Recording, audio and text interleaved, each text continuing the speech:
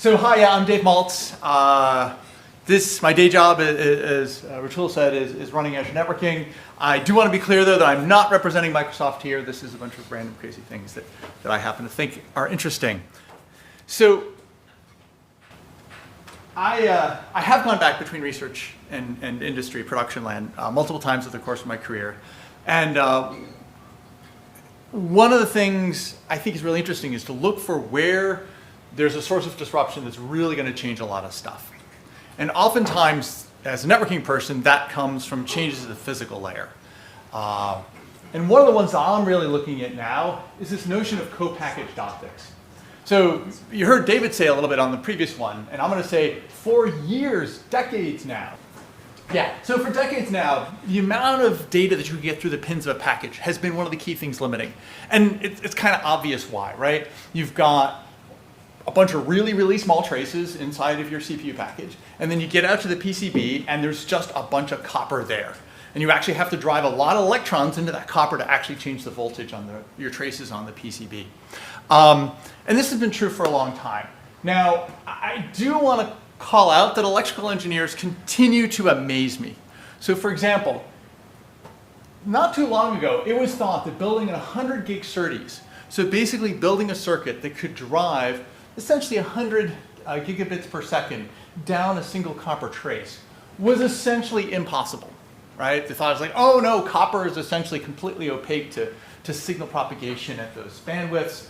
It's just never going to work.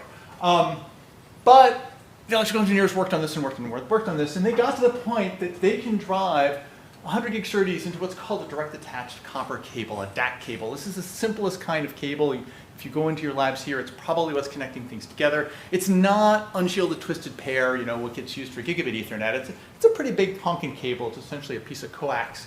But we can make those go a couple of meters, right? We can actually put electrical signals without a lot of crazy signal processing to a couple meters through DAC. But everybody does agree that there are physical limits that exist at some point, right? So I think there are a bunch of people who think that the 200 gig SerDes generation is not going to really work over copper for anything more than a couple of centimeters. Maybe we'll be wrong again, and the electrical engineers will fill out a great way to do this. But I think the actual laws of physics are closing in our ability to send data through copper over any meaningful distance at all. The good news is that there is this rich ecosystem being developed of what are often called multi-chip modules or silicon interposers. Essentially the ability to take lots of little chips of silicon and start gluing them together.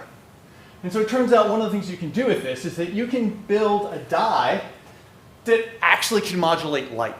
Sometimes people put lasers on these things. Sometimes they just put the modulator on the silicon die and sort of have a larger laser light source not on the chip.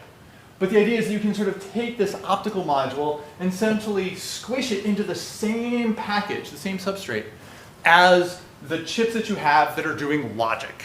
Now, whether that's logic is CPU, a TPU, a switch, doesn't really too much matter. But the idea is that you can bring the ability to modulate light very, very close to the place where your business logic is. And again, I want to acknowledge, people have been working on co-packaged optics for well over a decade now. And it's always been just kind of about ready to take off. Hence, what I'm talking about here is fairly speculative and not something that's really like, oh, happening tomorrow. But I think that's also why it's interesting for this research conversation. Small scale production does exist. I mean, this is pictures of actual modules that people produce. That's a CAD rendering. But people actually have made these sorts of things at small scale. And I'm going to argue that it is probably mostly just engineering to actually scale this up. I mean, there's a whole ecosystem challenge. We need to get multiple people who can produce these things so that there isn't supply chain risk, and we need to figure out how to get them to all work together so that they can actually stick their modules together on the same packages. We need to get interop because, again, to have a working marketplace here, you need to be able to buy parts from different companies and, again, make them work with each other. There's a bunch of supply chain assurances that have to be worked out. We need to figure out how to do quality assurance and assessment and quality control on these things much better, and the yields are still too low, blah, blah, blah. But that's just a couple more turns of the crank. When I go to things like the OIF, Optical Interconnect Forum, a place I like to hang out because you find disruptive ideas like this happening there. For a while now, they've been saying, yeah, if somebody actually guaranteed us market and put the money into it in a couple of years, like a year or two, we could solve this and actually have it running at commercial scale. Just a quick question, so you said it's been on the horizon for a while, and the reason it hasn't happened is because the legacy keeps improving? Got it, okay. Yeah, no, the reason we haven't done this yet, I thought we were going to have to do this at 100 gig, and I was wrong.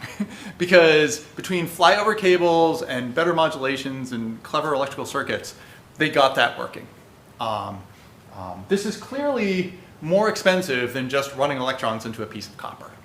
And there's also I have data on energy efficiency of this versus other things. A key metric as you're evaluating the system is picojoules per bit. How much energy does it take you to actually move a bit of information? To keep this more high level, I left out some of that stuff, but again, if we got into that, you'd be like, no, your numbers are wrong, and I'd be like, no, your numbers are wrong. There's a bunch of engineering stuff that actually has to happen here to really make it work, but arguably, this could or should be about twice as energy efficient than trying to send signals into a printed circuit board. That's sort of what I think. Other reasonable people could very much disagree with me. But it's close. It's coming. And I claim this is super interesting because I claim it's going to radically change everything. It's going to change how we design servers. It's going to design our very notion of what a server is, what a data center is.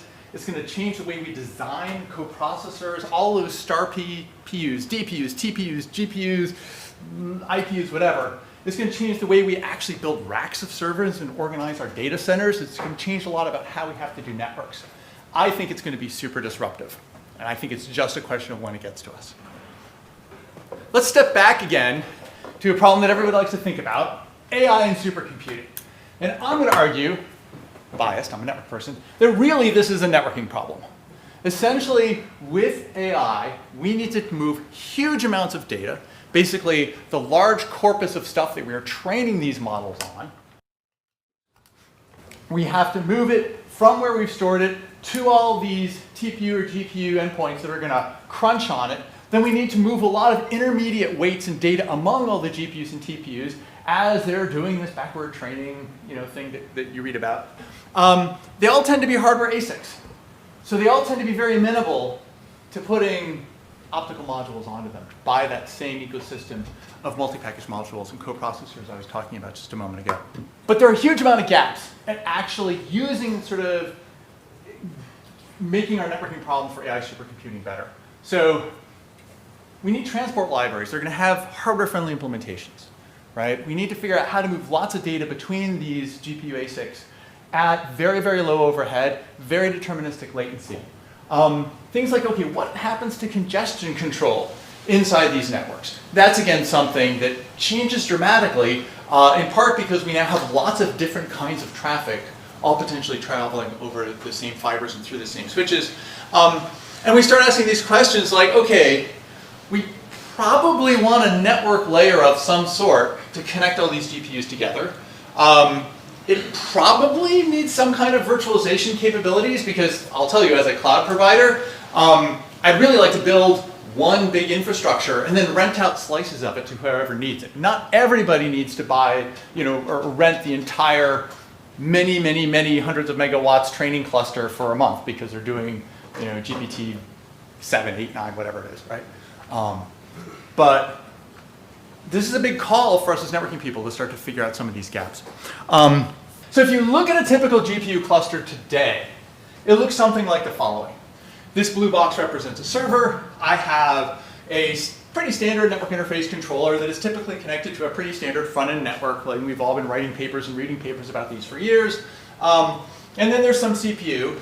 Then you get a whole bunch of GPUs, which typically connect into a very proprietary bus architecture to enable communication between those GPUs, and to then enable communication between the GPUs and a whole bunch more NICs, which then tend to be connected into a completely separate back-end network.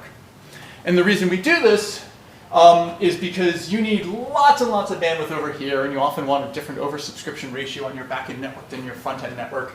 And boy, people keep thinking that we need to do all sorts of proprietary stuff in here to make these GPUs be able to talk to each other. Another little bit of a context around the space of GPUs. Certainly in my day job, I experience building GPU clusters as basically a race. Everybody is taking as many GPUs as they can possibly buy and afford, they're very expensive, and packing them into as many data centers as they can possibly find as fast as they possibly can, because if they don't, the other person is going to buy the GPUs and have the GPUs, and you won't, and then you're left out. What that means for me is I'm the networking person for Azure, I provide connectivity, is groups come to me and say, hey Dave, we got a data center that's got lots of GPUs in it. Isn't that awesome? And I say, yeah, great, what do you want from me? I say, well, I have another data center with a bunch of GPUs in it. And I'd really, really like you very much to make it look like that's actually just one big cluster of GPUs. You can do that for me, can't you? You're a networking person. And I look at this and I say, okay, yeah, the latencies are X many, microseconds, milliseconds going back and forth. We can probably do this. Now, by the way, I can't take those big backend networks and stitch them together because that doesn't work for a whole bunch of reasons. So now I'm taking all this data and I'm trying to make it run across my front-end network. And life goes on. Yay, we make this work. Declare victory. And then someone comes up and says, hey, Dave, great news. We found another data center with lots of GPUs. And it's really far away. Hundreds of kilometers kind of far away. You can take those and hook them all up to make this look like one big cluster for me, can't you? You're a networking person. You solve problems this all the time. And then I do my best Scotty imitation. And I'm like, you can't disobey the speed of light, Captain. And they're like, hey, fix it anyway. But we'll let you play with the congestion control and the hardware libraries and a bunch of the other stuff that's kind of going on to share data across this. So this is my day job a lot right now. But I'd like to now connect that back to the conversation we were having just a moment ago. Oh, sorry. Make them look one physical cluster despite the fact that there's serious latencies, there's different bandwidth available over all these links, different link layer behaviors, some of this might be InfiniBand, some of it's Ethernet, blah, blah, blah, right? Let's connect that back to the conversation we were having just a moment ago about co-packaged optics. So I'm going to make the argument that the need for magic specialized layers to link things together tends to be short-lived. Right now, if you were going to go talk to anyone who believes in this proprietary interconnect and a bunch of other proprietary things that happens over here, they'd say, look, GPUs are so different than everything else and the data needs are so huge, we got to do this super specialized, hyper-customized thing. I give you the internet of not terribly long ago, like really only the 80s, where we believed that you needed to have all sorts of specialized local area network things like FDDI and Token Ring to connect all of your computers together at super high speed, right? And then, yeah, you'd have a router and they'd talk over the internet to other routers, which would then talk to the other super specialized thing. And it had to be super specialized because it was the only way to get the meet the data needs and latency requirements inside, that local area network. And of course, we all know what happened. Basically, all that technology went away, it all became Ethernet, and the boxes that we use to connect those servers up, or computers up, looks exactly like the same kind of boxes that we build the internet out of. And we have one protocol, internet protocol, that basically runs all across this. Right? I claim that CPO is going to be needed to get the data off the package anyway. And once you've taken the data off the package and turned it into light, now you can run it actually fairly long distances. You can run hundreds of meters, right? And you can run it into switches. You can run it into OCS, optical cross-connect switches that use MEMS mirrors. You can run into these great ASIC dies that we were building, 512 ports on a single switch ASIC die. And now your very specialized two-network thing with specialized proprietary in-chassis buses there starts to look like a GPU with probably some NIC, because we'll need some how to talk, MAC and congestion control and stuff, to a CPO module connected into a single front-end network. So that means we have the opportunity in the coming years, as this transition happens, to define what the network protocols are going to be and how all these things speak together. And I claim there are not enough people working on that, and I claim there are tons of really interesting research questions here. Okay, how do you name endpoints in this thing, right? Virtualization and multi-tenancy. I think they're probably going to be needed. Other people might argue they won't. But certainly, what's the notion of fairness and isolation in this kind of network? What kind of verbs do we want to support? You know, one of the things about GPUs and CPUs is they tend to transfer this page of memory from one thing to another. It may be that send a packet or send a stream of data, you know, what we thought about as TCP for a long time is just entirely the wrong verb, entirely the wrong metaphor to think about. Questions of flow control, error control, in-order delivery, all that stuff needs to be looked at again. And these protocols that we would be designing then are going to become the essence of this disaggregated data center that everybody wants to build, where you have sort of one backbone network and you just keep plugging memory, and CPUs, and GPUs into it to build the right ratio of resources that you need to solve the problems that you have. And that data center is the new computer, and depending upon your thoughts on generalized AI or not, it becomes the protocol that runs the new brain. So, deliberately provocative, but I think there's a bunch of interesting stuff that's going to happen over the next couple of years. Questions? Comments? How else might the future evolve? Great question. So, you know, the status quo is always a safe bet. And so, if it doesn't come to pass, then what happens?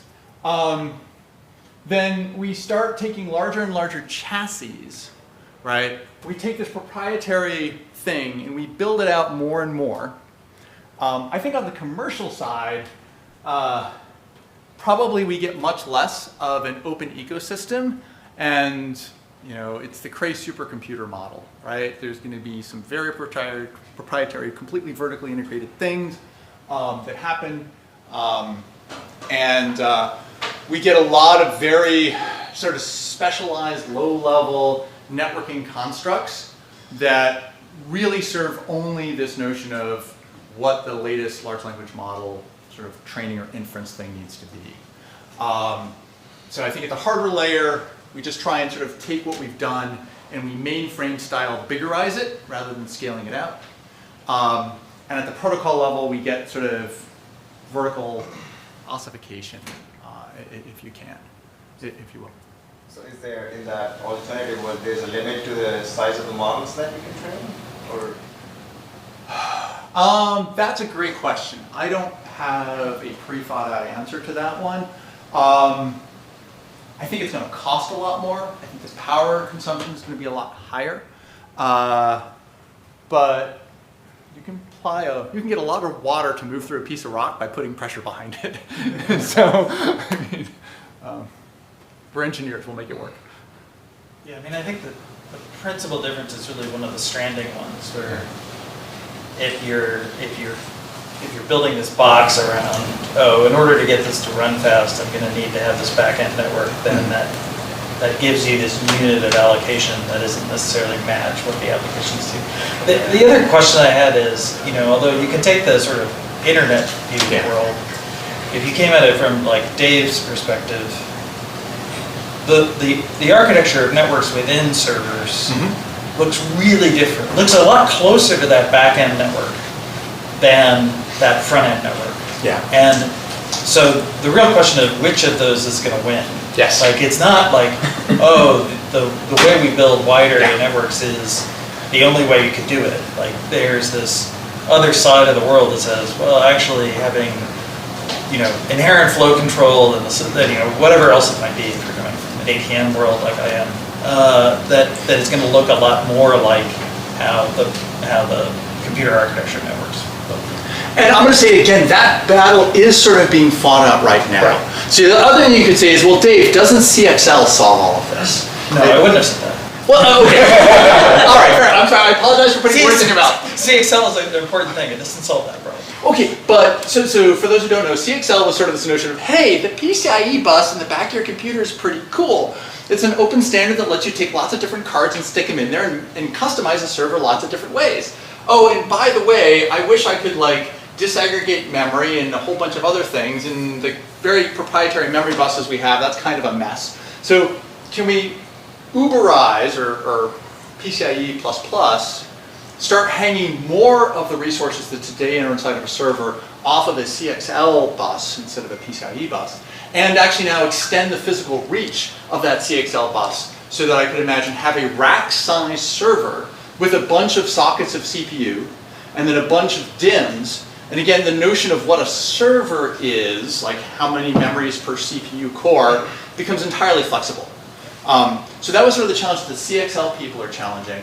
And I actually think it's tremendously important. It gets us towards disaggregated data centers, which is important, and efficiency and blah. But if you ever read the CXL spec, it is a nightmare. It is like, in my opinion, being opinionated here, they took every idea from architecture and computer networking and they tried to put it all together. So, you know, one of the nice things about IP is that we sort of came up with some nice simple primitives that were pretty general. And I think applying that kind of thinking to CXL is is really probably where this is going to come out. Is where this sort of thing would happen. And in fact, okay, so I'm using the word verbs here, which is I'm kind of giving away, because verbs is the language of RDMA and CXL and some of this other sort of network architecture space, or sorry, computer architecture space, rather than traditional networking. I fully agree. CXL is, I think, eventually, if they really take it to the level of networks, it's going to devolve into the collection of RFCs eventually and become the next internet. Actually, so I like this agenda very much, and I was I've thought a little bit myself along these lines. And so I'm coming at it mostly from the internet angle, so kind of similar to where you were coming from. And I had a couple of questions, and I'd like you to brainstorm a little bit with me here.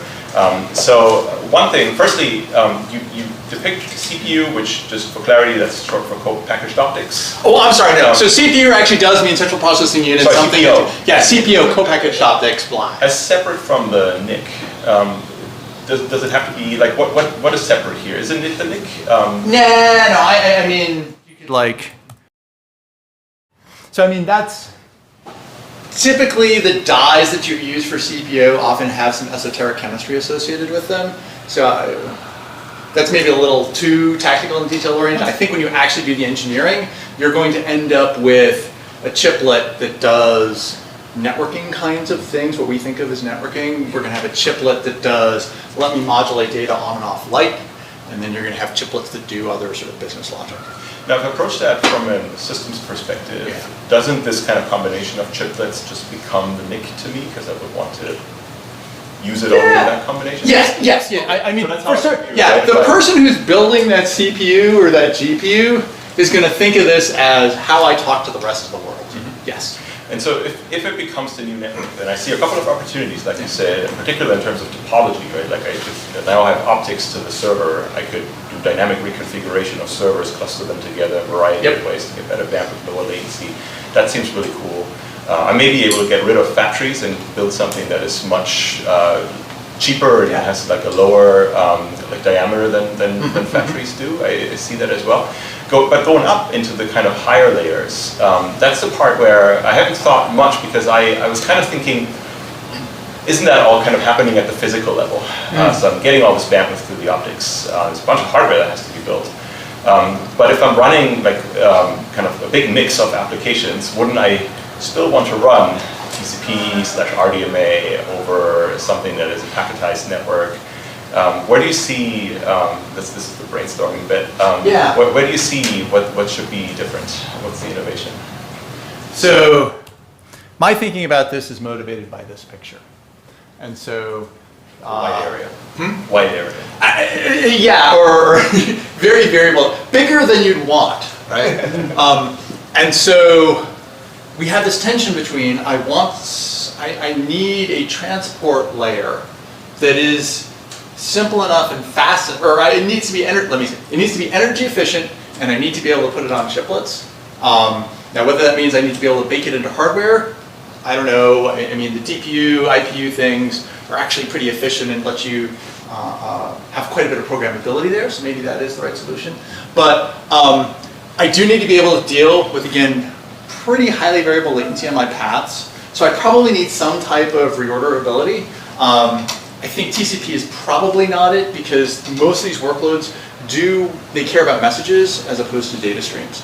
And so something that actually, again, preserves message boundaries in a pretty significant way, and where the transfer unit tends to be more aligned to what computer architecture people think about, multiple kilobytes at a time as opposed to 5 12-byte packets. I think it ends up being different enough. I think also it's the case that we may well find that we need to do physical layer flow control, or augments that'll help us do physical layer flow control, and so that's going to get a little messy. Thanks. Sure. Okay, take last question and then. Sure. Great, yes. Hi. Great talk. Very impressive. I'm Tony from Maltz, and my feeling is that it seems that you are packing everything into a die, right? You are packing the CPU, or CPU, the need, the CPU into one die, and it has great benefit in terms of the connectivity, in terms of using optical transmission or whatever. Yeah. But I think it might sacrifice in terms of flexibility. For example, if you have a disaggregated system like today's architecture, where the NIC can evolve by itself, when we have a new version of the NIC, we can just plug into the system and take advantage of the technology, right? And when you have the integrated, aggregated system, then everything should evolve at the same pace. So what do you think of the benefit of doing the disaggregation versus the aggregation? Okay, so I think you're raising a very important engineering challenge here, which is that as we start putting more stuff into the package, once you bake it into the package, you are now going to live with it for the lifespan of this package, which is going to be 5 to 7 years maybe. So how do we deal with innovation in this sort of space? I will say the following. In our data centers today, once we deploy the servers in the network, we do not go back and mess with it. So that having to make a decision now, or actually make a decision now that's going to be built in a year and a half, and then we're going to have to live with for 7 years, is sort of one that that's our life today already. But something that is really important, for this ecosystem to come around is this notion of we need to have enough interop and supply chain, right? There need to be multiple foundries that can take chiplets from different manufacturers and actually make them work together. If we can achieve that, then every time I'm assembling my package, I can pick what I think the best NIC technology, CPO technology, GPU, whatever, right? And have that assembled into a package, which then I'm going to build into my frames or racks or whatever. So I think that there is a bunch of stuff that needs to come together to enable that kind of flexibility. But again, I think it's coming into being. The CPO ecosystem will die unless that exists. It's fundamental because just the market won't work without it. All right, cool. Thanks, Dave.